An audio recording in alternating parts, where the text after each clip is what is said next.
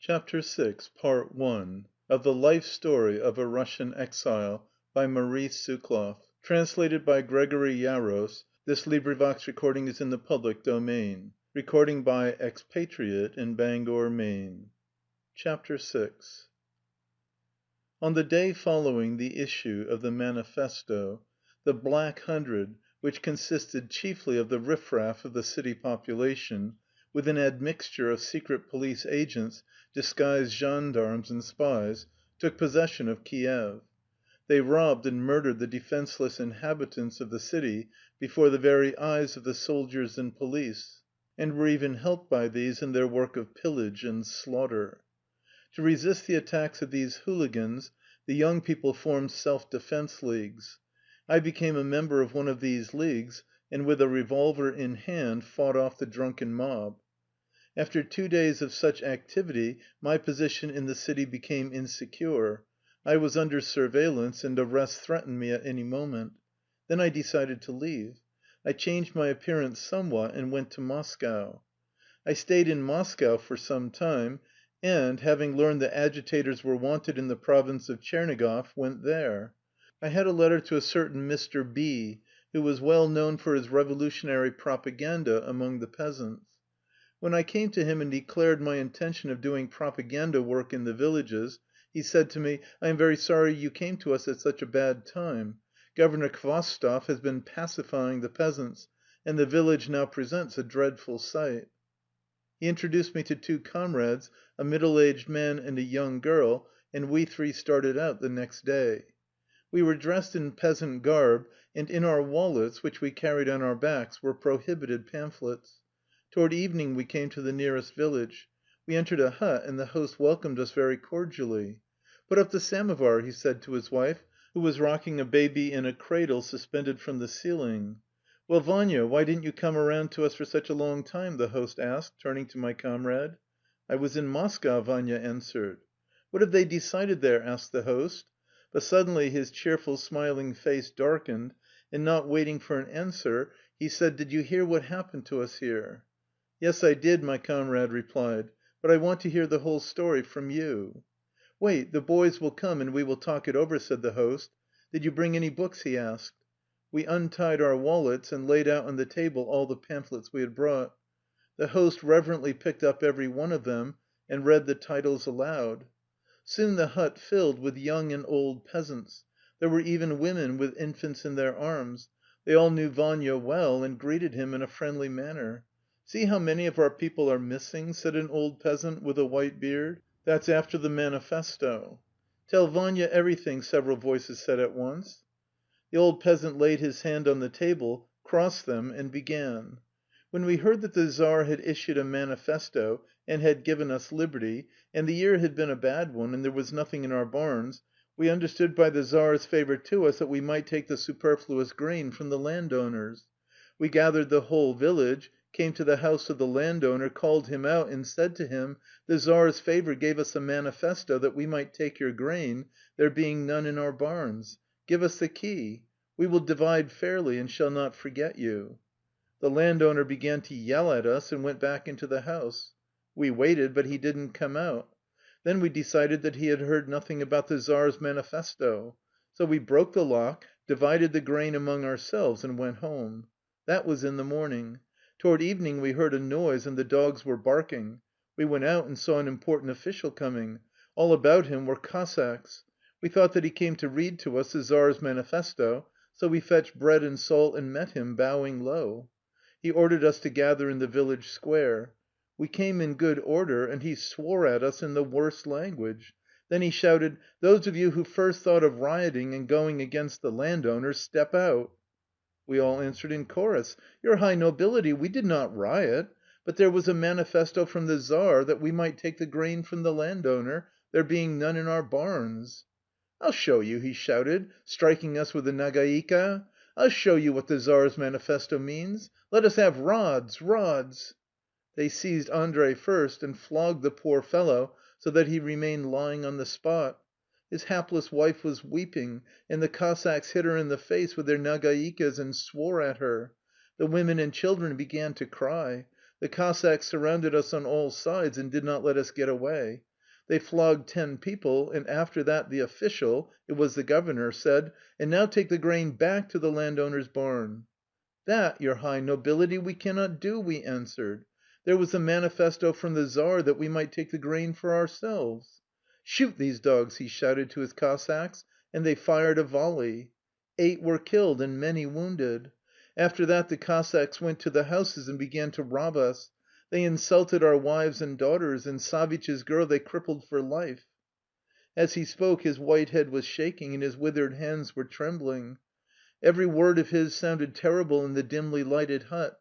He finished and rested his head on his hands. For a long time no one dared to disturb the silence which reigned in the room. It seemed to me that a whole eternity had passed since he began his woeful tale. About 10 o'clock the gathering broke up. We remained there for the night. I did not sleep. That night a resolution ripened in my mind. In the morning I refused to go farther and returned to the city. I went to a member of a local committee of the Socialist Revolutionist Party. He was a well known revolutionist who had spent a great many years in prison and in Siberian exile.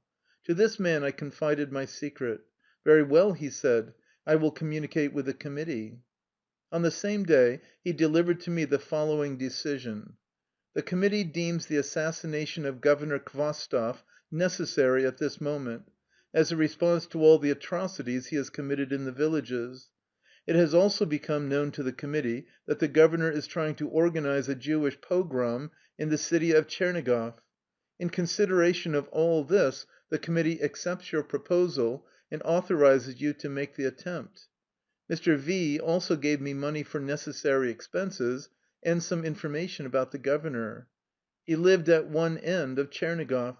His house stood on a hill and was surrounded by a garden. Fortunately, the third house from his was vacant, and I immediately rented it. The house was rather too large for one person, and to avert suspicion I told the landlady that I expected my mother and sister from Warsaw. I sent my passport, that of a Polish schoolteacher, to the police station, and in a few days it came back safely. Then I telegraphed to Comrade Nicholai. He had shortly before left the hospital, having been wounded during a pogrom that occurred on the day after the issue of the manifesto. Comrade Nicholai arrived in Tchernigoff in a few days, and took lodgings opposite the Noblemen's Assembly. As we had learned, the governor sometimes visited there. Sitting at my window, I studied the governor's daily routine. I learned when he got up and when he went to sleep. I learned when he received and whom. I even knew his dinner hour. For a whole week the governor did not leave his house except for a walk in his garden. Slowly the days and sleepless nights dragged by. Alone with my thoughts, I paced the deserted house. I spent most of the time making up a list of the governor's victims. I treasured the names of those who had been shot or flogged to death by him. I read and reread for the 1000th time the simple narratives of the peasants about his terrible crimes, and my heart bled for them. Hopefully I looked in the direction of the shelf on which the bomb lay. Finally it became positively known to us that the governor would drive on New Year's Day at 12 o'clock to the Noblemen's Assembly, and we decided to assassinate him on his way back. It was New Year's Eve. I sat near the window and looked at the snow-covered road. There was only one thought in my mind: he must die. All doubts had disappeared. I knew, I felt that it was going to happen. At midnight I carefully removed the tube from the bomb, dried the powder, and reloaded the bomb. I put the 4-pound tin box in a fine handbag specially bought for the occasion, and again read over the list of the peasants murdered by the governor. I set everything in order, wrote a letter, and left money for the landlady. Then I went to bed. I must sleep, I repeated to myself, and I actually fell asleep. A knock at the door roused me. I opened my eyes, and the consciousness of what was going to happen on that day filled my soul. My heart began to beat faster and faster. There was another knock at the door. I slipped on a morning gown and looked out of the window. A group of masked children stood at the door. I understood that they must have come to congratulate me and, according to custom, throw millet seeds all over the house. For this they get a few kopecks. I admitted them, and in feverish haste began to hand to them anything I could lay my hands on. An uncontrollable desire to remain a little longer with these innocent children seized me, and I begged them to take off their masks and have tea with me. They hesitated, but when one of the elder boys took off his mask, all followed his example. I made tea, and seated the children about the table. They were becoming bolder and bolder, and soon they were chatting carelessly and curiously regarding me and everything in the house. The samovar was steaming merrily on the table, the children were laughing noisily, the sun shone brightly in my window. For a minute I forgot what was going to happen in a few hours. Suddenly a Cossack galloped past, followed by a carriage. I recognized the carriage. The children continued to laugh, but I no longer heard them. " Go, go, children! It is time! " I exclaimed. " But first let us bid good by." They looked at me in surprise. Their cheerful little faces clouded with regret, and their thin, unwashed hands extended to me. " Don't forget me, children," I said. They made the sign of the cross, wished me a happy New Year, and quietly went away. I dressed hastily, took my hand bag, and went into the street. The day was bright and cold, the sky cloudless. The street was almost deserted, with only now and then an occasional passer by hurrying to church. 4 blocks from my house was a bridge, on which a gorodovoi stood on fixed post. Holding the bag in my hand, I passed him, and he bowed low and wished me a happy New Year. Soon, however, I came back, and began to walk up and down not far from my house. A few minutes later I saw from afar Comrade Nicholai walking with slow and measured steps towards me. In his hand he held a box tied with a red ribbon. That was a bomb. He crossed the bridge and stopped about 70 or 80 feet from me. I knew then that he would throw the bomb from there. It was our understanding that he would throw the bomb from where he stopped. I continued to walk back and forth in the direction of the governor's house. Comrade Nicholai overtook me and whispered while passing: " I saw him. Remember, keep farther away from me, lest an accident should happen to your bomb when mine explodes." " All right," I whispered in reply. " Good by," said Nicholai, and quickly went to his former place. I followed him with my eyes, hardly moving. The street still remained deserted. Suddenly a mounted Cossack appeared, and behind him a carriage.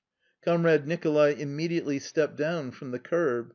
At that moment the carriage approached him. He raised his hand and threw the bomb under the carriage. The bomb fell softly on the snow and did not explode. A police officer who was riding behind the governor sprang at Nicholai, and I heard the report of a pistol. The carriage stopped for an instant, but evidently taking in the situation, the coachman began to whip the horses, and drove at full gallop straight in my direction. I stepped into the middle of the road, and with all my might hurled the bomb against the carriage window. A terrific force instantly stunned me. I felt that I was lifted into the air. When I regained consciousness and opened my eyes, there was nobody around. I lay on the road amid a heap of debris. Blood was streaming down my face and hands. I tried to lift my head and lost consciousness. When I came to, the second time, I was standing near a cab supported by a strange woman. She was telling something to the cabman, but I could not hear her. She put me into the cab, and the driver started. He drove past my house, across the bridge where a gorodovoi had always stood, but where there was none now. We rode through the whole length of the street without meeting a human being. What does this mean? Where are all the people? I thought to myself. The cab turned into some street and stopped in front of a house. The name of a hospital at once brought me to my senses. I understood that through some miracle I had been saved from destruction, and that I had been brought not to the prison but to a private hospital. I paid the cabman, waited until he disappeared around the corner, and then went. At every step blood streamed down my face, blinding me. I walked and walked, utterly unaware of where I was and where I was going. I felt that my strength was leaving me, and that I would soon fall in the middle of the street. I chanced to see an open gate. I went into the yard and sat down on the snow. The thought that I was saved did not console me. I knew that whoever should undertake to hide me would perish together with me. Where shall I go? To stop the flow of blood, I put some snow in my handkerchief and applied it to my head. This refreshed me a little. Then I took off my fur coat and lay down on it. Gradually my hands and feet began to grow numb with cold.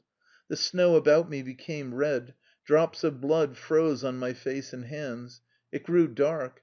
I felt a strange weakness in my whole body, and a deadly drowsiness seized my benumbed limbs.